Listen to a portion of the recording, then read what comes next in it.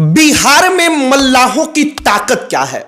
जो मल्लाह हैं वो कैसे कुछ इलाकों के राजा हैं और कैसे अगर वो चाहे तो वाकई में विधानसभा का जो चुनाव 2025 में आने वाला है वो परिवर्तित हो सकता है। और मल्लाह बाहुल्य जो क्षेत्र है, जहां पर नदी ज्यादा वहां पर मल्लाह ज्यादा, तो वहां का चुनाव जो है वो सब कुछ मल्लाहों के फैक्टर पर निर्भर करता है। हमने सोचा कि एक वीडियो बनाकर जरा इसके बारे में चर्चा किया जाए कि सन ऑफ मल्लाह मुकेश सहनी, मल्लाहों के नेता तो वाकई में वो बन गए, मतलब मल्लाह वाकई में सन ऑफ मल्लाह मुकेश सहनी का समर्थन करने लगा। लेकिन मुकेश सहनी आखिरकार समय के साथ मजबूत होने की बजाय कमजोर क्यों हो गए? अगर मल्लाह चाहे तो क्या वाकई में सन ऑफ मल्लाह जो मल्लाहों की पार्टी है उस पार्टी को आगे पहुंचा सकते हैं? इन तमाम मुद्दों पर एक एक करके बातचीत करेंगे कि साल 2024 में मल्लाहों की पार्टी को कुछ नहीं मिल पाया। मल्लाहों की पार्टी चुनाव लड़ी 3 सीट पर, तीनों जगह उनकी करारी हार हुई। लेकिन क्या विधानसभा में फिर से सारा का सारा जो गेम होगा वो सन ऑफ मल्लाह की कंट्रोल में रहेगा? आगे बातचीत करने से पहले हमारा नमस्कार स्वीकार करिए। हमारा नाम मोहित कुमार सिंह है और सबसे पहले हमें कुछ चीजों को समझना होगा। बिहार सरकार की जो आधिकारिक तौर पर जनगणना हुई थी, उस जनगणना में बताया गया कि मल्लाह जाति का जो जनसंख्या है वो 2% से थोड़ा सा ज्यादा है, 2.36%। लेकिन एक और बात आप गौर करिए, मल्लाह जाति जो है इसमें कई सारी उपजातियां हैं। अब जैसे मुकेश सहनी है तो मुकेश सहनी, निषाद, केवट, बिंद, ये तमाम जो है ये सब जो है उपजातियां, ये सब मल्लाहों के कैटेगरी के अंदर आती हैं। हमने ईटीवी भारत का अप्रैल 2024 का एक रिपोर्ट पढ़ा। जब हम उस रिपोर्ट को पढ़ रहे थे तो उस रिपोर्ट में इस बात का जिक्र था कि आखिरकार मल्लाह बिहार में कितने ताकतवर हैं। इसके बारे में उस रिपोर्ट में कहा गया कि मल्लाह और मल्लाहों की जो तमाम उपजातियां हैं, मतलब बिंद, केवट, निषाद, इन तमाम चीजों को, लगभग 2 दर्जन उपजातियां हैं, उन सबको अगर कलेक्टिवली जोड़ लिया जाए, एक साथ जोड़ा जाए, तो 7% से 10% तक उनकी जनसंख्या पहुंच जाएगी। कुछ इलाके ऐसे हैं बिहार के जहां पर वो इससे भी ज्यादा हो जाते हैं। हमने कई सारे रिपोर्टों को पढ़ा तो इस निर्णय पर हम पहुंचे कि जहां पर नदी ज्यादा, वहां के किंग आज की तारीख में भी, वहां के राजनीतिक परिदृश्य पर आप बात करेंगे तो मल्लाह ही है। मल्लाह जहां नदी है, नदी के किनारे उनके तमाम गांव बसते चले गए हैं। हमने जब जिलों के बारे में अध्ययन किया तो पता चला कि मधुबनी के बाद से दरभंगा, मुजफ्फरपुर, जो ये जिले हैं, वैशाली वगैरह, यहां पर मल्लाह जातियां अति प्रभावी हैं। अति प्रभावी का मतलब कि उनका जनसंख्या बहुत ज्यादा है। अब चूंकि मधुबनी हुआ, दरभंगा हुआ, उधर तमाम नदियां हैं।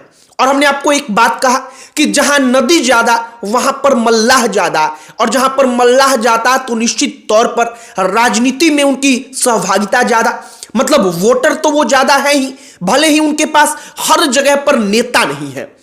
अब बात करेंगे कि आखिरकार मल्लाह 2024 के लोकसभा के चुनाव में अपनी पार्टी को फायदा नहीं दिला पाए, लेकिन क्या 2025 में वाकई में फिर गेंद इनके पाले में आएगा? इसका जवाब आपको जरा आराम से, धैर्य के साथ समझना होगा।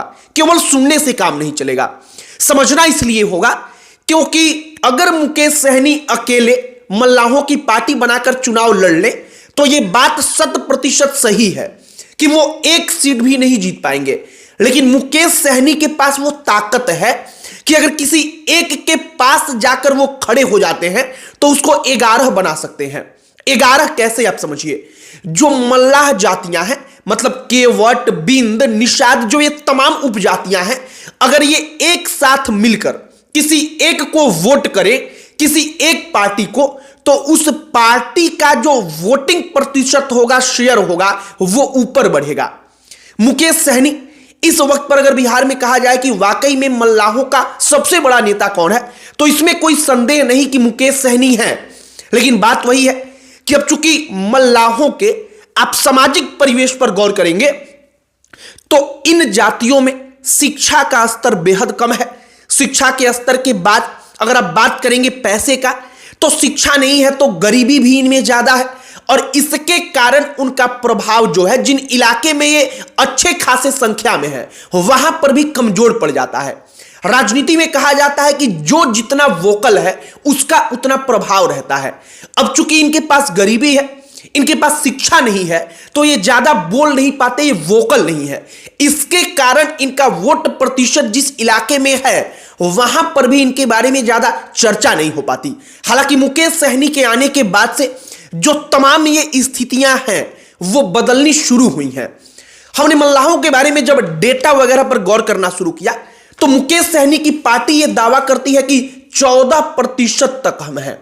मतलब कि जो मल्लाह जातियां हैं उनका जनसंख्या बिहार में 14% है। हालांकि 14% शायद ये मुकेश सहनी की अपनी पार्टी है तो वो ज्यादा बोल देते हैं अपनी जाति को लेकर, लेकिन हमने ईटीवी भारत का भी रिपोर्ट पढ़ा तो उसमें कहा गया कि 7% के आसपास उनकी जनसंख्या बिहार में है। बिहार के कुछ इलाके हैं जहां पर ये 10% तक है, और मल्लाह इसीलिए बड़े महत्वपूर्ण हो जाते हैं। एक और बात है कि मुकेश सहनी आरजेडी के साथ लोकसभा का चुनाव लड़ते हैं, लेकिन लोकसभा के चुनाव में एनडीए का और बीजेपी का जो फैक्टर रहा वो भारी रहा। इसके कारण उनको कोई सफलता नहीं मिली। लेकिन विधानसभा के चुनाव में जो मल्लाह हुए, पासवान हुए, मांझी हुए, जो ये तमाम जातियां हैं, ये तमाम बड़े फैक्टर बन जाते हैं। बड़े फैक्टर इसलिए क्योंकि अब मान लीजिए कि किसी एक इलाके में विधानसभा का कोई एक सीट है तो वो सीट हो जाता है छोटा, लोकसभा की सीट जितना बड़ा तो होता नहीं है। अब अगर उस विधानसभा के क्षेत्र में मल्लाह ज्यादा है तो उनका सीधे तौर पर प्रभाव पड़ जाता है। 2025 के विधानसभा के चुनाव में मल्लाहों की पार्टी का क्या होगा ये तो आगे आने वाला भविष्य बताएगा, लेकिन मल्लाहों की ताकत राजनीति में, बिहार की राजनीति में जो निषाद है उनकी ताकत यह तो है कि हर पार्टी चाहती है कि उनको अपने पाले में लाकर खड़ा किया जाए। मुकेश सहनी की राजनीति के बारे में भी जरा सा जिक्र कर लेते हैं कि आखिरकार मल्लाहों को उन्होंने गोलबंद कैसे किया, कैसे मल्लाहों ने उनको अपना नेता माना। दरअसल इसकी शुरुआत होती है कि मुकेश सहनी जो मल्लाह हैं उनको एससी कोटे में लाकर के आरक्षण दिया जाए, इस बात को लेकर आंदोलन करना शुरू किया। मल्लाहों को लगा कि वाकई में हमको भी एससी के कोटे से आरक्षण का ज्यादा लाभ मिलना चाहिए, जबकि अब तक क्या होता है कि वो ओबीसी में अत्यंत पिछड़े में आते हैं। और मुकेश सहनी का यह आंदोलन आगे बढ़ता है, आरक्षण की मांग को लेकर आगे बढ़ता है, और धीरे धीरे मल्लाह गोलबंद होते हैं। बिहार सरकार ने जब मुकेश सहनी मंत्री हुआ करते थे तब उस वक्त पर केंद्र की सरकार को एक पत्र भी लिखा। बिहार सरकार ने पत्र लिखकर कहा था कि जो मल्लाह हैं इन मल्लाहों को ओबीसी के कैटेगरी से, मतलब अत्यंत पिछड़ा वर्ग में जो वो आते हैं उनमें से निकाल करके इनको एससी मतलब अनुसूचित जाति के कोटे में लाया जाए। हालांकि केंद्र सरकार ने उस वक्त पर रिजेक्ट कर दिया। जो मल्लाह हैं, मल्लाहों के अंदर इस बात की अब भावना है कि पश्चिम बंगाल में वो एससी कोटे में है, वो एक और राज्य में एससी कोटे में है, तो आखिरकार बिहार में, उत्तर प्रदेश में, इन राज्यों में वो एससी कोटे में क्यों नहीं रह सकते। बाकी मल्लाहों की ताकत का अंदाजा आप इस बात से लगाइए कि मल्लाह जो है वो लोकसभा में कुछ सीटों पर सांसद होते हैं। मतलब अगर किसी एक लोकसभा सीट पर वो सांसद होते हैं तो उस लोकसभा सीट के अंदर 4-5 विधानसभा सीट आता है, और उन सीटों पर एक तरफा आप कहिए कि मल्लाहों का प्रभाव रहता है। बाकी मुकेश सहनी की राजनीति भी साल 2025 में क्लियर होगी। मल्लाहों की ताकत भी अगर गोलबंद होकर वो एक साथ आते हैं तो शायद इस चुनाव में दिखेगी। हमने सोचा कि एक बार इसके बारे में चर्चा किया जाए। आपकी क्या इस पर राय है कमेंट बॉक्स में लिखकर बताइएगा। अंत में हमारा परिचय, हमारा नाम मोहित कुमार सिंह है। बहुत बहुत धन्यवाद।